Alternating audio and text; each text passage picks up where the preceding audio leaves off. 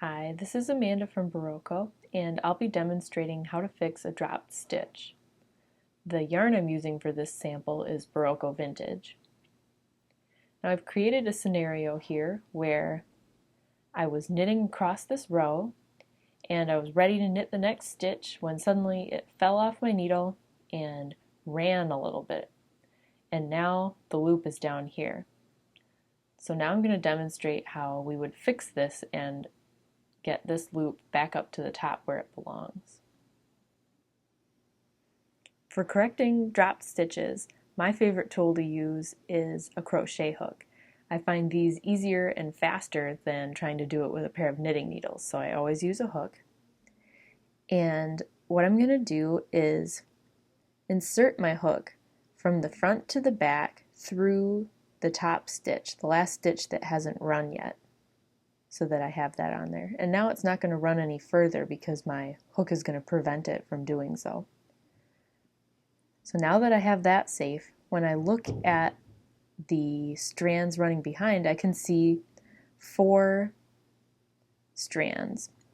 So what I want to do is work each strand one by one, which will count for one of those rows, and get my loop back up to the top. So first, I'm going to grab the lowest stitch, or lowest loop, and then I'm going to draw that through the loop on my hook. So that's one row fixed, and I'm going to repeat the same thing, always going for the closest strand to my hook. I'll draw that through. And it's easy to accidentally miss one of these strands, so try and keep an eye on that and make sure you don't skip any. And then here's my last one.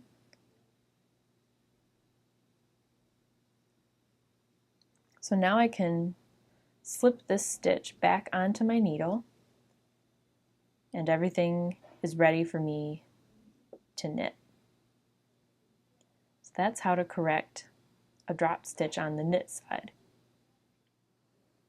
In this next scenario, I've created a situation where I was purling across this row and dropped a stitch without realizing it and just kept going. And now at the end of the row I realize what I did and I need to go back and fix it. So what I'm going to have to do is work my way back. I'm just going to slip stitches one by one so that I don't disrupt their orientation on the needle until I get to the place where the dropped stitch happened. And so now if I look here, I can see the column of this stitch is running along here and the column of this stitch ran along here. So it's between these two stitches that I need to bring that stitch up. So I'll slip the last one over, and now I know that I'm in the right spot.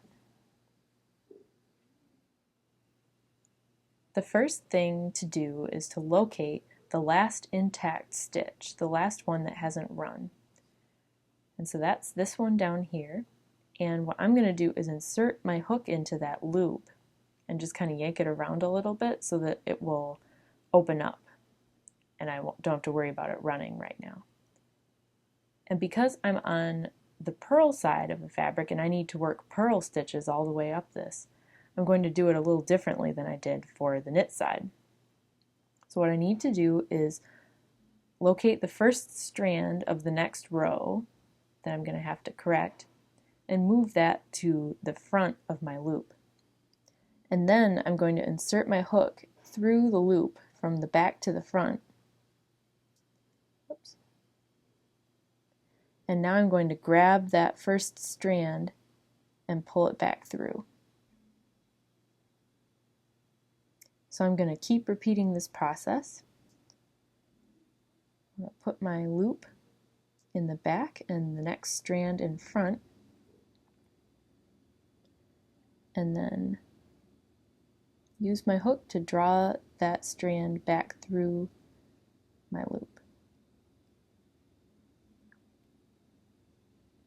And up here you can kind of see that these stitches have started to sort of fill in and the gap is smaller. So what I can do is just kind of use my fingers to stretch that strand out a little bit more so there's more for me to work with as I get up towards the top.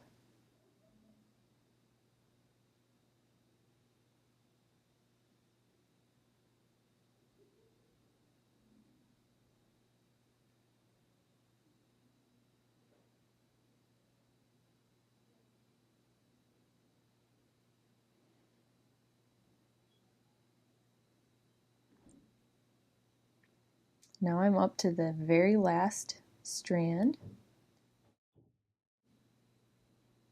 in front of my loop.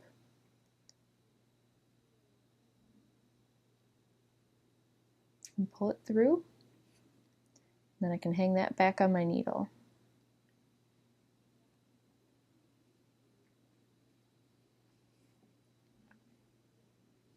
And now it's corrected. I tend to be a lot quicker fixing a drop stitch from the knit side versus the purl side.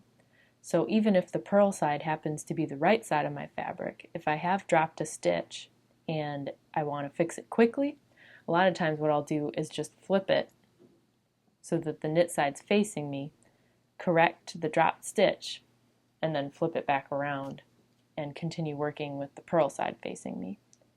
That's all there is to it. Thanks for watching.